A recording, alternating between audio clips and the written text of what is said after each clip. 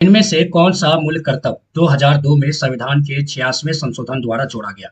Option A, स्वतंत्रता के लिए हमारे राष्ट्रीय आंदोलन को प्रेरित करने वाले उच्च आदर्शों को हृदय में संजोए रखें और उनका पालन करें। ऑप्शन बी, देश की रक्षा के लिए और आहन किए जाने पर राष्ट्र की सेवा करें। ऑप्शन सी, सार्वजनिक संपत्ति को सुरक्षित रखें और हिंसा से दूर रहे। ऑप्शन डी, यदि माता पिता या संरक्षक है 6 वर्ष से 14 वर्ष तक की आयु वाले अपने यथास्थिति बालक या प्रतिपाल्य के लिए शिक्षा का अवसर प्रदान करें। इस सवाल का सही उत्तर होगा ऑप्शन डी। मूल कर्तव्य 2002 में संविधान के 86वें संशोधन के द्वारा जोड़ा गया। यदि माता पिता या संरक्षण है 6 वर्ष से 14 वर्ष तक की आयु वाले अपने यथास्थिति बालक या प्रतिपाल्य के लिए शिक्षा के लिए अवसर प्रदान करें। भारतीय संविधान के भाग 4 के क के अनुच्छेद 51 क में 11 मूल कर्तव्यों का वर्णन किया गया है। भारतीय संविधान में मूल कर्तव्य रूस के संविधान से लिया गया है। भारतीय संविधान में मूल कर्तव्य सरदार स्वर्ण सिंह समिति की सिफारिश पर जोड़ा गया था। 42वें संविधान संशोधन अधिनियम 1976 द्वारा भारतीय संविधान में 10 मूल कर्तव्य जोड़ा गया। वर्तमान में अभी 11 मूल कर्तव्य है। मूल कर्तव्य गैर न्यायोचित है। संविधान में सीधे न्यायालय के जरिए उनके क्रियान्वयन की व्यवस्था नहीं है। अगला सवाल है कि निम्नलिखित में से कौन सी गोवा की राजभाषा है? Option A, Konkani. Option B, Khamti. Option C, Kokborok. Option D, Tamang. इस सवाल का सही उत्तर होगा ऑप्शन ए, कोनकी गोवा की राजभाषा है। भारतीय संविधान में 71वें संविधान संशोधन अधिनियम 1992 द्वारा कोनकी, मणिपुरी और नेपाली को 8वीं अनुसूची में जोड़ा गया है। 30 मई 1987 में 56वें संविधान संशोधन अधिनियम 1987 के द्वारा गोवा भारतीय गणतंत्र का 25वां राज्य बना। कोकबोरोक भाषा त्रिपुरा राज्य के लोगों द्वारा अधिक मात्रा में बोली जाती है। तमिलनाडु की आधिकारिक भाषा तमिल है। भारतीय संविधान के भाग 17 के अनुच्छेद 343 के अनुसार संघ की राजभाषा हिंदी और लिपि देवनागरी है। भारतीय संविधान के अनुच्छेद 344 में राष्ट्रपति को राजभाषा से संबंधित कुछ विषयों में सलाह देने के लिए एक आयोग की नियुक्ति का प्रावधान है। वर्ष 1955 में बी.जी. खरे की अध्यक्षता में प्रथम राजभाषा आयोग का गठन किया गया।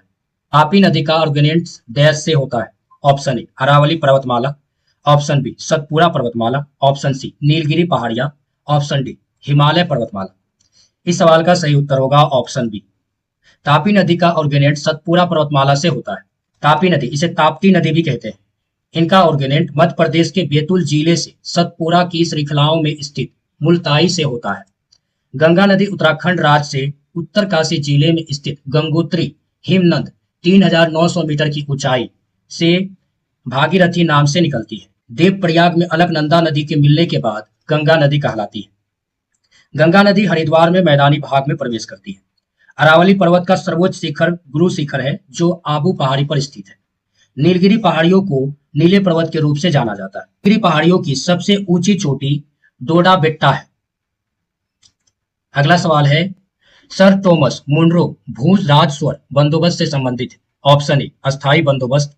ऑप्शन बी, महालवाड़ी बंदोबस्त। ऑप्शन सी, रैयतबाड़ी बंदोबस्त। ऑप्शन डी, उपयुक्त सभी। इस सवाल का सही उत्तर होगा option C. Sir Thomas Munro ने रैयतवाड़ी बंदोबस्त की व्यवस्था लागू की।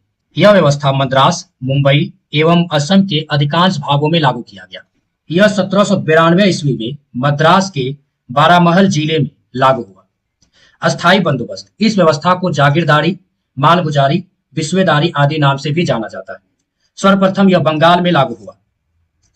महालवाड़ी व्यवस्था का प्रस्ताव सर्वप्रथम 1819 ईस्वी में हार्ट मैकेजी द्वारा लगाया गया था।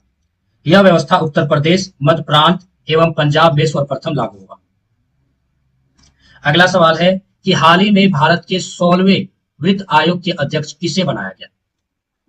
Option A, Arvind Panagariya. Option B, Suman Bery. Option C, Girish Chandra Murmu. Option D, K C Neogy. इसका सही उत्तर होगा ऑप्शन ए। हाल ही में भारत के 16वें वित्त आयोग के अध्यक्ष अरविंद पनगड़िया को बनाया गया। अरविंद पनगड़िया नीति आयोग के प्रथम उपाध्यक्ष बने।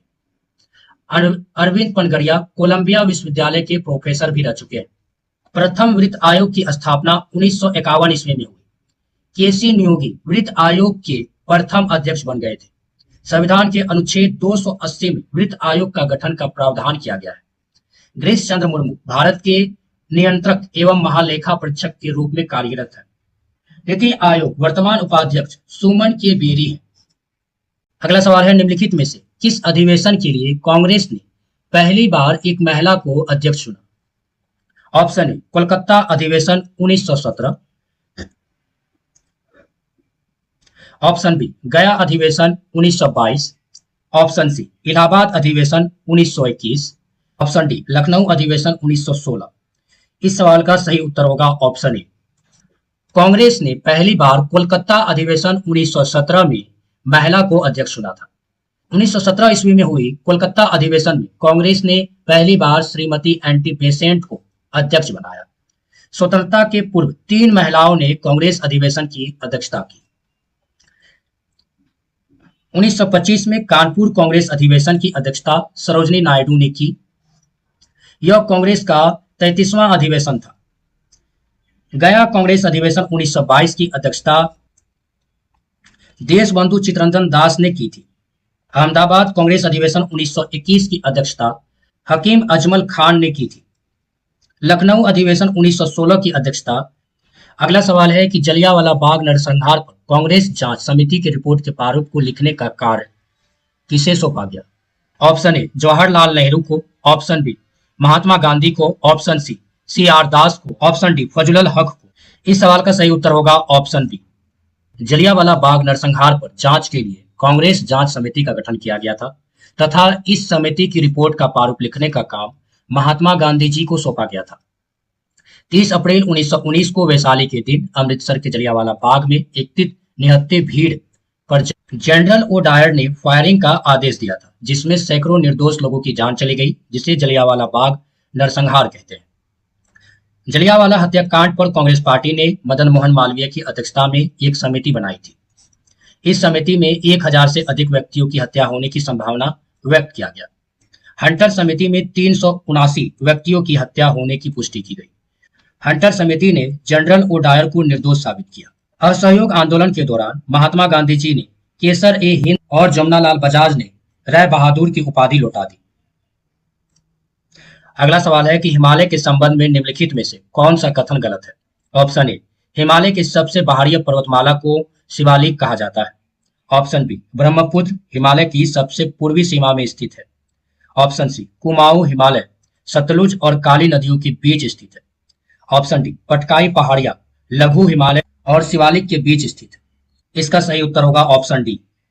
हिमालय के संबंध में यह कथन गलत है कि पटकाई पहाड़ियां लघु हिमालय और शिवालिक के बीच स्थित है।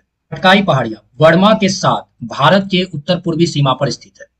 पटकाई की पहाड़ियां भारत को म्यांमार से अलग करती है। पटकाई पहाड़ियां भारतीय राज्य मणिपुर, मेघालय, मिजोरम और नागालैंड में स्थित है।